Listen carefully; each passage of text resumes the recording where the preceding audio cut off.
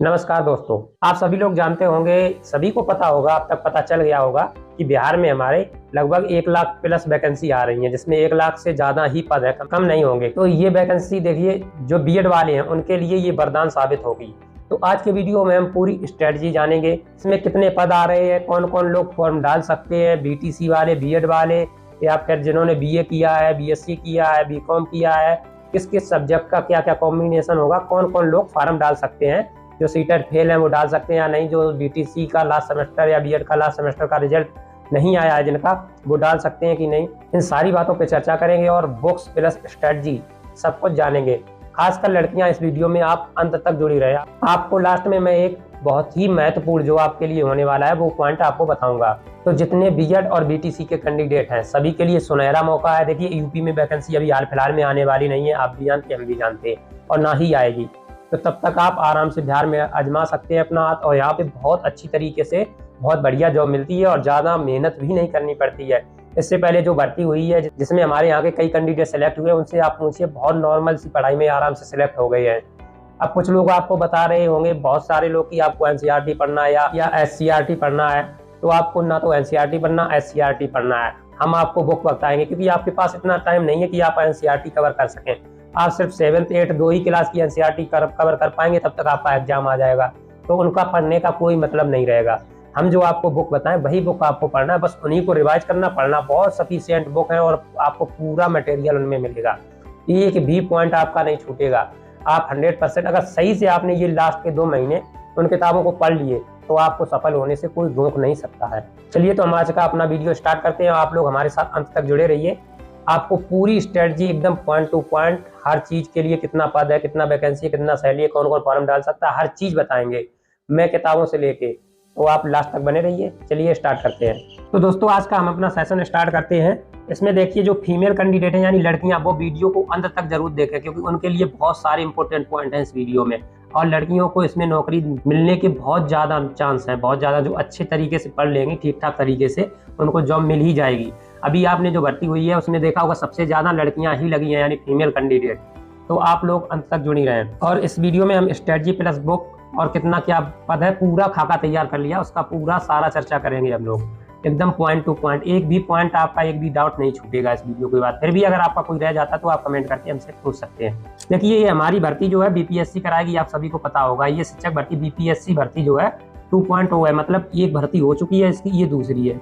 इसका नोटिफिकेशन देखिए, बताया जा रहा है कि अक्टूबर लास्ट सप्ताह। तो अभी आपका लास्ट ही सप्ताह चल रहा है अक्टूबर का, लेकिन अभी तक आया नहीं। तो अक्टूबर या नवंबर शुरुआत में आपका ये आ जाएगा नोटिफिकेशन। हो सकता है 1-2 दिन में आ जाए या फिर नवंबर में आए। और आपका इसका जो एग्जाम है वो आपका दिसंबर या जनवरी में, मेरे अंदाज से आपका ये जनवरी में जाएगा एग्जाम, लेकिन हो सकता है दिसंबर लास्ट में भी करा सकते हैं। आयोग का कोई भरोसा नहीं है, क्योंकि इस टाइम बिहार जो है बहुत जल्दी में शिक्षक भर्ती बहुत स्पीड में दे रहा है। यानी कि जो बेरोजगार लोग हैं हमारे यूपी के, मतलब अदर स्टेट के जितने भी है, खासकर उसमें यूपी जो बिहार से एकदम सटा हुआ है, उन लोगों के लिए ये बिहार वाले जो सरकार है एकदम वरदान की तरह यानी कि साबित हुई है। क्योंकि ऐसी सूखा में, जब बिल्कुल सूखा पड़ना चल रहा है यूपी में चारों तरफ, तब इन्होंने इतनी लंबी, इतनी बड़ी शिक्षक भर्ती ली है, जिसकी कोई उम्मीद नहीं कर सकता था।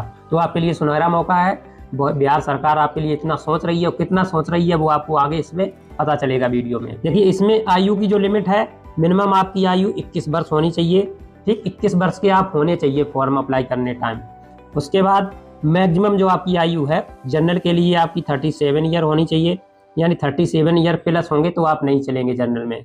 और ओबीसी के लिए आपका 40 साल रखा गया है। एससी एसटी के लिए आपका 43 ईयर्स रखा गया है, यानी कि 43 साल का कैंडिडेट जो एससी एसटी में आता है वो इसमें फॉर्म डाल सकता है। और जो हमारे अदर स्टेट वाले होंगे, जैसे यूपी, झारखंड और जो भी अदर स्टेट के कैंडिडेट हैं, वो इसमें जनरल में काउंट होंगे यहाँ पे, यानी अदर स्टेट वाले इसमें जनरल में काउंट होंगे। उनका भी वही सब सारा शेड्यूल रहेगा, जो जनरल का कैंडिडेट रहेगा बिहार का, उसका रहेगा, वही अदर के स्टेट वालों का रहेगा। हमारे यहाँ का यूपी का कैंडिडेट जितना भी बिहार में जाएगा तो वो सारा जनरल में काउंट किया जाएगा। उसका कट ऑफ, एज, हर चीज जनरल की तरह से जाएगा। अब यहाँ पे पोस्ट की बात हम कर लेते हैं। पोस्ट में देखिए, जो प्रीवियस हमारी भर्ती आई थी, जो पिछली भर्ती आई थी, उसमें 1,70,000 पोस्ट थी। उसमें 1,70,000 में लगभग 1,22,000 कैंडिडेट पास हुए हैं, या ऐसे समझिए 1,22,000 पद भर गए हैं। अब इसमें लगभग 48,000 पद शेष बच गए हमारे। तो ये पद भी जुड़ेंगे, जो नई भर्ती आएगी ये 48,000 पद भी उसमें जुड़ेंगे। लेकिन जो पहले ही से प्लान है नई भर्ती लाने का वो 70,000 पदों पर थी, यानी कि 70,000 पदों पर भर्ती आएगी, ये पहले ही से प्लान था।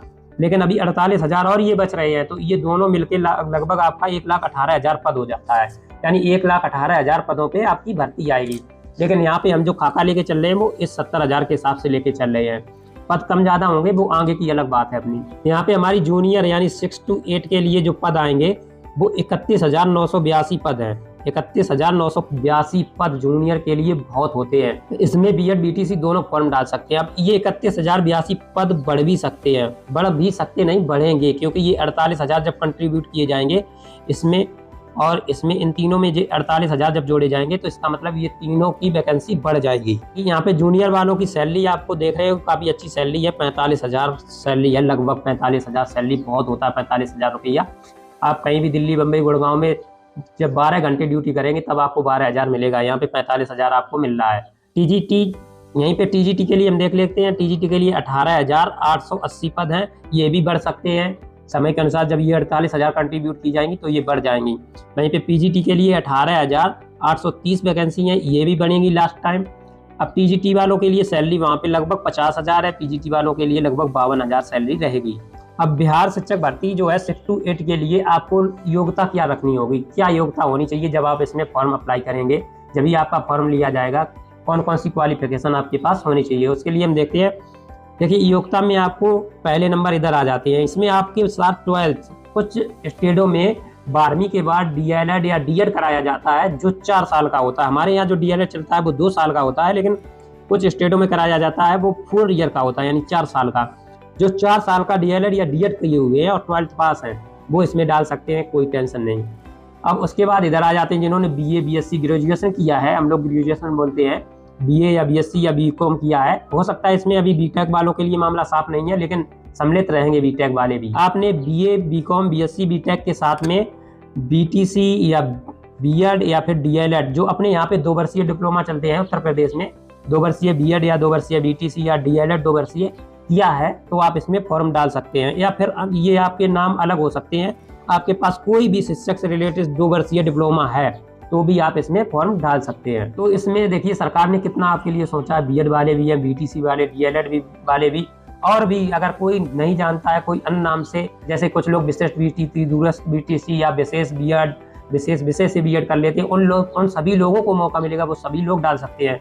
यानी कि आपके पास 2 वर्षीय डिप्लोमा होना चाहिए टीचिंग लाइन का, बस ये मायने रखता है। वो BEd है, BTC है, क्या है, कोई मायने नहीं रखता, बस 2 वर्षीय डिप्लोमा होना चाहिए, ये याद रखना है। जिन लोगों का, अब कुछ लोग ऐसे हैं जिन्होंने अभी BTC में लास्ट सेमेस्टर में पहुंचे हैं, जैसे BTC वाले 4th सेमेस्टर में पहुंचे हैं और BEd वाले भी लास्ट 4th सेमेस्टर में पहुंचे हैं, उन्होंने पेपर दिए हैं लेकिन इसका अभी रिजल्ट नहीं आया है, रिजल्ट का इंतजार कर रहे हैं। तो वो लोग भी जो अपना रिजल्ट का इंतजार कर रहे हैं, तो यहाँ पे अपीयरिंग आप दिखा के इसमें फॉर्म डाल देंगे। अपीयरिंग यानी कि आपका BEd BTC कंप्लीट भी नहीं हुआ है, आप लास्ट स्टेज में चल रहे हैं, तो भी आप इसमें फॉर्म डाल सकते हैं। यानी कि कोई टेंशन नहीं, सरकार आपके लिए बहुत एकदम दिल खोल के सोच रही है कि आप लोग कैसे भी हो बस फॉर्म अप्लाई कर दीजिए। आपने कोई भी BEd BTC कुछ भी किया हो, आपका लास्ट सेमेस्टर का रिजल्ट आया हो ना आया हो, आप डाल दीजिए बस। और उसके आगे देखिए, कुछ लोग हमसे पूछ रहे थे कि CTET में पास नहीं हूँ, मैं फेल हूँ, मैं BTET पास करना पड़ेगा या क्या करना पड़ेगा। तो उसमें भी देखिए, अगर आप जूनियर का CTET पास हैं तो आप इसमें फॉर्म डाल दीजिए। अगर नहीं पास हैं आप, अभी दिसंबर में जो CTET होने वाला है वो CTET देने वाले हैं दिसंबर वाला, तो आप वहाँ भी अपीयरिंग लगा के आप अपना फॉर्म डाल दीजिए। अब CTET के साथ इसमें जैसे हमारी UP टेट होता है उत्तर प्रदेश में, ऐसे ही आप बिहार का जो टेट होता है, बिहार का टेट वो पास किए हों जूनियर वाला, तो आप इसमें फॉर्म डाल सकते हैं। पास किए हों या फिर उसमें अपीयर हों आप, तो भी डाल सकते हैं। अब इसमें जो बताया जा रहा है कि बिहार की जो शिक्षक भर्ती आएगी उसका पेपर होने से पहले आपसे बिहार का टेट कराया जाएगा, तो सभी को मौका पूरा दिया जाएगा। आप पास हो या ना हो, आप फॉर्म डालिए, आराम से आपका हो जाएगा। अब सब्जेक्ट कॉम्बिनेशन देखते हैं। कुछ लोग पूछते रहते हैं हमारा विषय ये है, हमने BA किया, BSc किया या ये फलाना किया है, हम कैसे करें, क्या करें। तो देखिए, आपने ग्रेजुएशन में जो किया होगा वो आपने ग्रेजुएशन में या तो BA किया होगा या फिर BCom किया होगा, ये नहीं किया तो फिर आपने BSc किया होगा। अब कुछ लोग BTech वाले हैं तो उनके लिए अलग से वीडियो आएगा, अभी उनका मामला कुछ साफ नहीं है इसलिए उनको लिया नहीं है। तो आप BA किए हो या BCom किए हो, यहाँ पे आपका सामाजिक अध्ययन का विषय रहेगा, यानी कि जो आर्ट्स साइड बोला जाता है, सामाजिक अध्ययन में आप आएंगे। यानी कि जैसे कि कुछ लोग सब्जेक्ट ले लेते हैं, भूगोल, समाजशास्त्र, नागरिक शास्त्र, गृह विज्ञान, अन्य सब्जेक्ट कई आ जाते हैं इसमें, वो सारे इसी में बीकॉम वाले इसमें सम्मिलित रहेंगे, या बीए बीएससी वाले। बस सब्जेक्ट का आपको ध्यान रखना है अपना। अब बस यहाँ पे थोड़ा एक और आ जाता है कि भाषा, जो बीए बीकॉम करते हैं उनके साथ में भाषा और जुड़ जाती है। इनके जैसे कुछ लोग हिंदी हो गई, भाषा के तौर पे हिंदी लिया होगा, कुछ लोगों ने संस्कृत लिया होगा, उर्दू हो सकता है, अंग्रेजी हो सकता है, फारसी हो सकता है, बांग्ला हो सकता है, कोई भी भाषा हो सकती है। ये भाषा वाला कॉम्बिनेशन बीए या बीकॉम वालों के साथ रहेगा, ठीक है, क्योंकि ये आर्ट साइड के लोग होते हैं, जैसे भूगोल, समाजशास्त्र, नागरिक शास्त्र, गृह विज्ञान और अगर वगैरह वगैरह कई सब्जेक्ट होते हैं इनके, आप कोई किसी भी सब्जेक्ट से कर सकते हैं।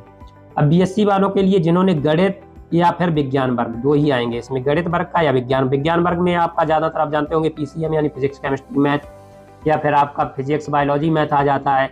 ये सब बायोलॉजी, जैसे आपके पास फिजिक्स मैथ है यानी या बायोलॉजी मैथ है, अगर आप बीएससी किए हैं तो आप विज्ञान वर्ग में ही आएंगे। जब आप फॉर्म डालेंगे, आप एग्जाम देने जाएंगे, तो आप इसमें आप अपना ध्यान रखेंगे, क्योंकि आपको बीएससी किया, आप साइंस वर्ग से हैं, तो आपको मैथ के क्वेश्चन ही सॉल्व करने हैं और साथ में साइंस के, ठीक है। ऐसा नहीं कि आपने किया तो बीएससी है, आप विज्ञान वर्ग से हैं, आपने क्वेश्चन सॉल्व कर दिए भूगोल वाले या नागरिक शास्त्र वाले, तो वहाँ पे आपको आउट कर दिया जाएगा। जो बीए बीकॉम वाले हैं, सामाजिक अध्ययन वाले हैं, वो भी इस चीज़ का ध्यान रखेंगे कि वो अपने ही सब्जेक्ट का क्वेश्चन या पेपर सॉल्व करेंगे, ना कि आप गणित सॉल्व करने लगो, ये आपके लिए गलत हो जाएगा, आप बाहर कर दिए जाएंगे, ठीक है। इस चीज़ का आपको बहुत ध्यान रखना है।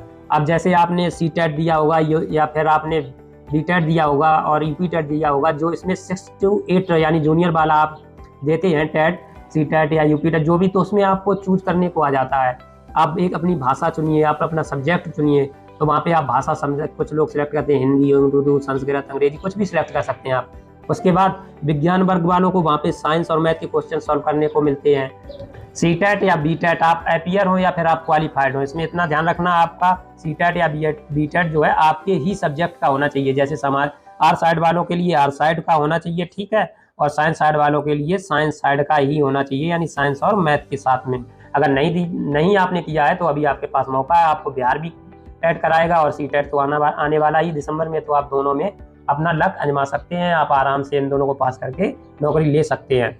और जूनियर वाला ही आपके पास सीटेट या बीटेट होना चाहिए, यानी कि जैसे कुछ लोग सीटेट में सेकंड पेपर बोलते हैं, 2 पेपर होते हैं। जब भी आप सीटेट का पेपर देंगे इसमें 2 पेपर होते हैं, आप किसी भी टेट का पेपर देंगे इसमें 2 पेपर होते हैं, एक फर्स्ट मीटिंग, एक शाम मीटिंग में।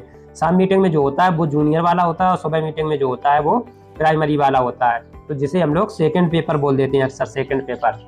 तो ये सेकंड पेपर सीटेट या एसटेट या यूपीटेट का होता है, यही जूनियर का होता है, इसी से आप इसमें फॉर्म अप्लाई करेंगे। अब इसमें क्या रखा है इन्होंने सर, जो मेल कैंडिडेट हैं या लड़कों के लिए 90 नंबर होने चाहिए मिनिमम। जनरल के कैंडिडेटों की मैं बात कर रहा हूँ, जनरल के कैंडिडेटों के लिए 90 नंबर होने चाहिए मिनिमम, यानी 90 मार्क्स होने चाहिए। और लड़कियों के लिए यानी फीमेल कैंडिडेट के लिए आपको 82 यानी 82 नंबर होने चाहिए मिनिमम, ये जनरल कैंडिडेटों के लिए है। और अदर स्टेट वाले जनरल में ही काउंट किए जाएंगे, इसलिए हम जनरल को लेकर चल रहे हैं। सीटेट या बीटेट में, यानी कि यहाँ पे बिहार का टेट है ना कि आप एसटेट सुपर टेट समझ लें, ठीक है, ये बिहार वाला टेट है, यहाँ पे बीटेट होना चाहिए था। अब यहाँ पे हम एग्जाम पैटर्न देखते हैं, एग्जाम पैटर्न हमारा कैसा होगा, जो परीक्षा की प्रवृत्ति होगी वो कैसी होगी, जो बिहार का एसटेट होगा, जो 6 to 8 वाला है, हम इसी की बात कर रहे हैं अभी, ठीक, इसके ऊपर नहीं, हम सिर्फ बीएड और बीटीसी को लेके चल रहे हैं, इसके अलावा किसी को नहीं। यहाँ पे आप देखिए जो पेपर फर्स्ट होगा हमारा, पेपर फर्स्ट हमारा भाषा का होगा। भाषा मतलब आप समझ रहे होंगे, जो हमारा हिंदी, उर्दू, संस्कृत होता है, इंग्लिश वगैरह, यही भाषा, इसी का पेपर फर्स्ट होगा। इसमें हिंदी, उर्दू, संस्कृत आपका या फिर आपकी जो भी भाषा है उसके 75 क्वेश्चन मिलेंगे। आपकी बंगला हो सकती है, फारसी हो सकती है, अरबी हो सकती है, कोई भी भाषा हो सकती है, जो भी आपकी भाषा है उसके 75 क्वेश्चन आपको मिलेंगे। उसके बाद इंग्लिश के आपको क्वेश्चन मिलेंगे 25 क्वेश्चन इंग्लिश के मिलेंगे। टोटल क्वेश्चन आपके हुए जाके 100, यानी 100 क्वेश्चन टोटल हुए। तब 100 क्वेश्चनों में आपको 30 क्वेश्चन करने ही करने हैं, वो भी सही, यानी 30% आपको मार्क्स लाना अनिवार्य है इसको क्वालिफाई करने के लिए। और 30% तो आप तुक्का में भी ला सकते हैं, इस चीज़ को याद रखना। तो 30% नंबर आप आराम से ला सकते हैं, तुक्का भी मार देंगे तो भी आपका 30% नंबर आ जाएगा। तो इसमें आपके लिए कोई कठिनाई नहीं होगी, हमारे हिसाब से कोई भी दिक्कत नहीं होगी, नो प्रॉब्लम, आप इसमें रहेंगे, किसी भी प्रकार की आप टेंशन नहीं लेंगे इसके लिए।